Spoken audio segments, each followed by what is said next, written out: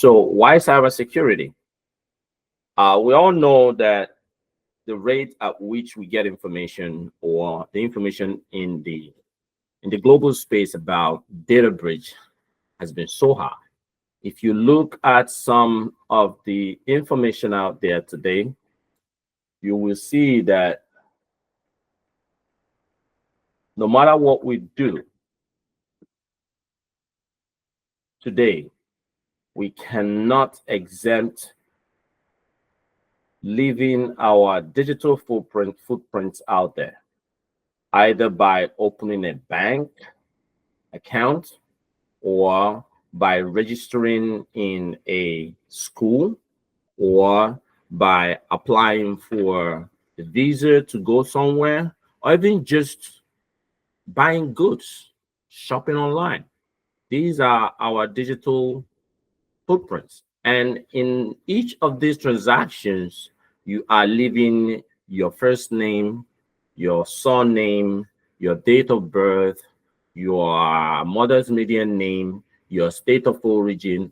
All these things are called personally identifiable information. And personally identifiable information are two or more information that can be combined to identify an individual in the world. Like here in the United States, when you are pulled over by a cop, the first thing they ask you is driver's license and your insurance. The driver's license has your first name, your last name, your address, your date of birth, and any other thing is there. That identifies you. That shows that you are who you are. That's what you claim to be at that moment. But there's going to be a verification. He goes back to his car, he punches your information in to properly identify you. All this information are out there. And what are the cyber criminals doing these days?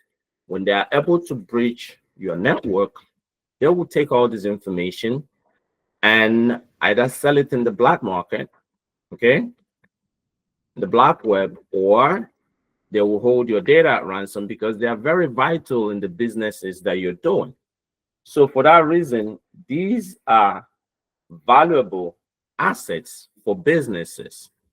If you are a business person today and you lose your phone, you will not be sad that you lost the phone, but the information that is in the phone is what is more important. So the value of the phone being your assets is higher because of the information in it, your personal pictures and other things. All over the world, in the developed world, we have 16 critical sectors that are dealt with by several. I was thinking people were going to be able to come in without me admitting them, but that's okay. I'll keep looking on this side to admit people. So when you look at the 16 critical information sectors in the developed and the developing world, you will understand that they are interconnected. So in the United States, there are incapacitation of any of these critical information sectors or infrastructure sectors. Any of them that is being incapacitated would have a debilitating effect on security, national economy, security, national public health or safety, and any combination thereof. So the Presidential Policy Directive, which is PDP 21, is an executive order that is given by the president to make sure that these critical information security sectors are being monitored and protected. And you can see that things like nuclear energy, power supply, we have information technology sector, communication sector. Your cell phones can be attacked. Your cell phone broadcasting channels can be attacked or be infiltrated. your financial sector can also be ruined using cyber attack if they do what they call distributed denial of service on your server, which means legitimate people that are supposed to have access to banking applications won't be able to log onto their network. That is an attack. That is denial of service. And a lot of money is being lost by companies through this type of cyber criminal act. The health and the public sector. We saw a surge on the health sector during COVID because a lot of companies started working from home. A lot of health facilities opened up their internet to enable doctors and nurses to do online health attendance through the internet, and they weren't prepared for it. So it kind of opened the internet and gave a lot of access to cyber criminals, and they stole a lot of people's personally identifiable information that were later sold in the market. So these can affect the health industry. They can also implant malwares on things like pacemakers. If they do that, they can actually make people have a wrong reading of their heart monitors and different machines and equipments that are interconnected to the internet. And this becomes a debilitating effect to the economy.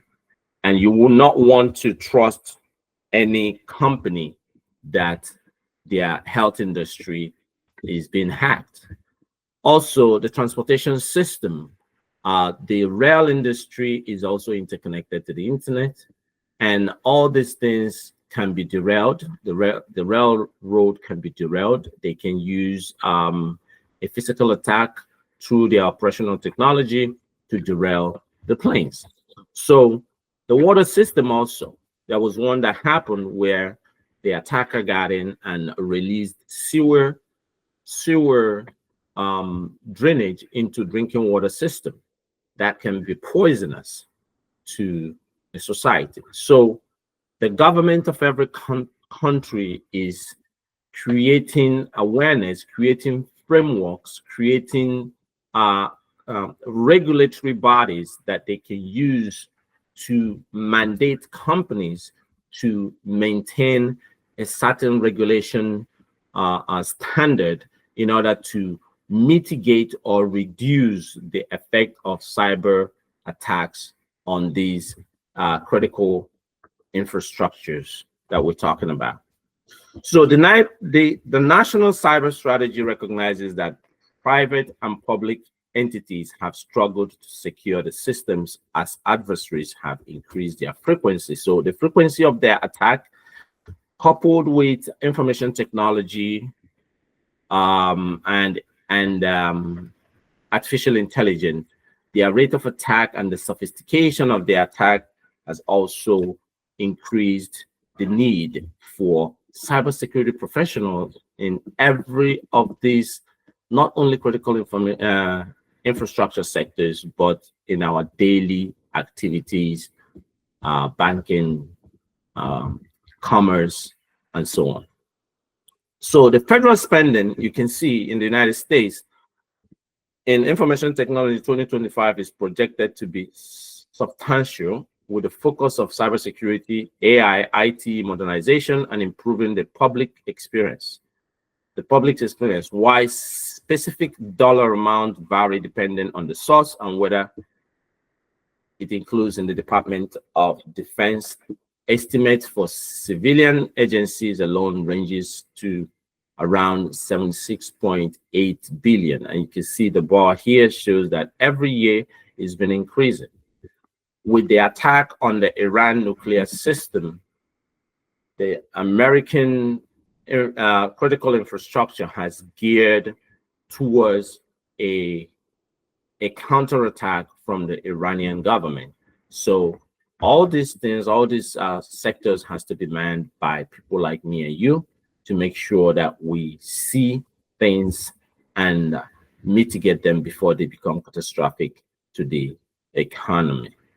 So this was a budget by Joe Biden in 2024. The budget was $62.2 billion that was estimated, with a physical civilian agency receiving about 12.7 billion in cyber focus funding. Focus funding is not just to hire people, but also to train civilians on being able to identify a cybersecurity attack, being able to understand how to use training awareness on how to recognize things like a malware, or if there's a spam that contains a dangerous link to a C2C, they'll be able to identify that also. So the United States government actually created a framework that will be governing the executive sector, the government sector, and that framework is called FISMA, which is the Federal Information Security Management Act. So just like what we have in Nigeria, we do have things like Minister of Education, Minister of Finance, Minister of Petroleum. All those ministerial bodies, they are under the FISMA. And what does FISMA do? FISMA mandates them to be cybersecurity compliant to a certain level that they deem possible for them to be interconnected. So you have to have a checkbook, a checkbox of various security controls that you need to apply in all your information and information systems in order to measure up to the FISMA framework in the United States government. And I believe every country has this, because if you're doing business with any other country in the world, you have to measure up to this for you to be able to do business with them. Frameworks by other sectors. Here in the United States, we have different frameworks and regulatory bodies that governs different sectors that we use.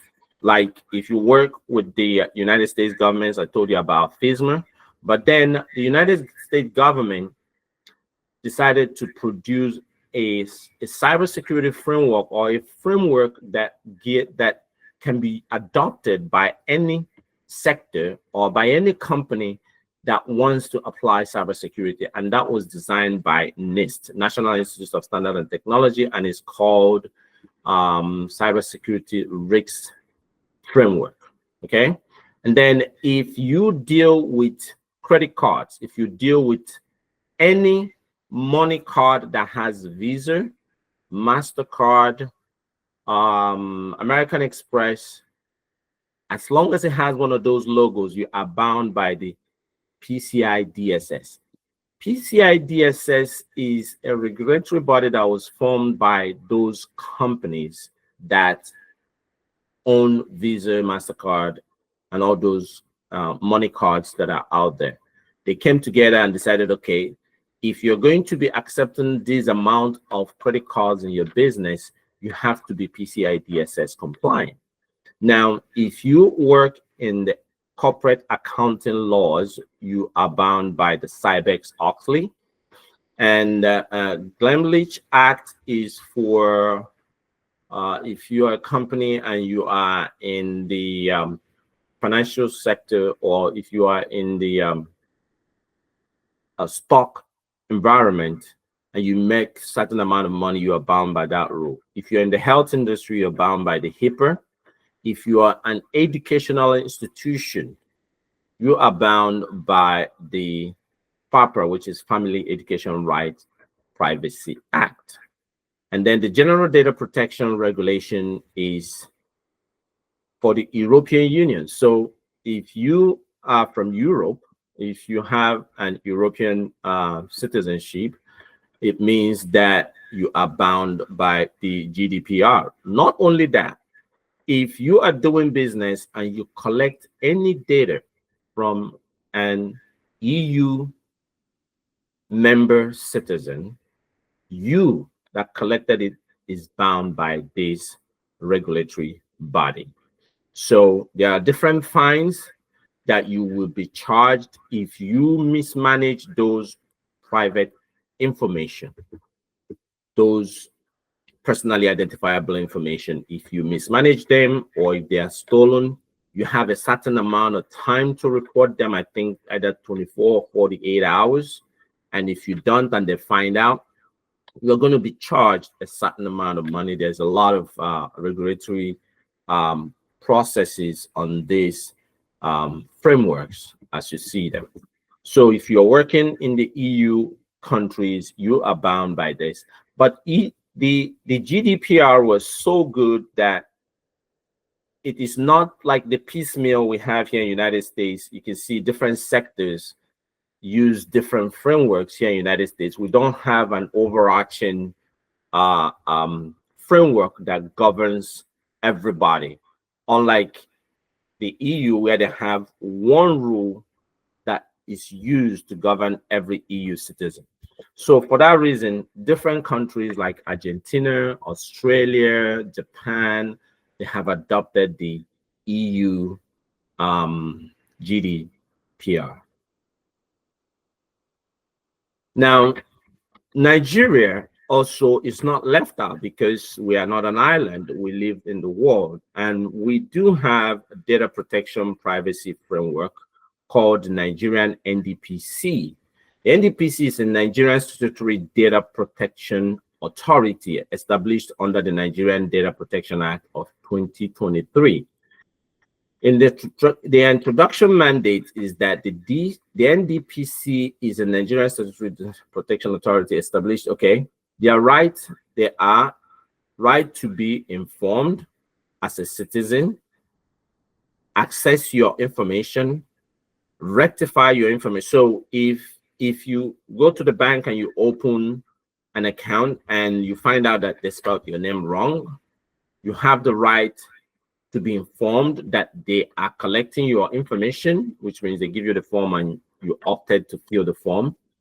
You are also authorized to access that information at any time to rectify it in case if you are a miss or a Mrs. or they misspelled your name, they can change it.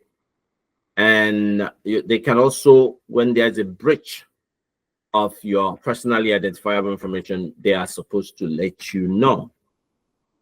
They also restrict processing. They decide on companies that will be able to process Nigerian citizens' data.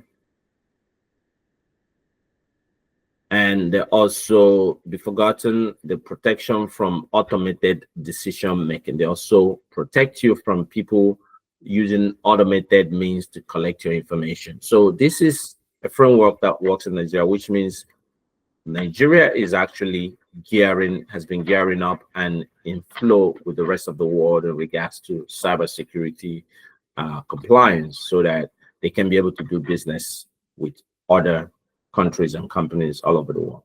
Now,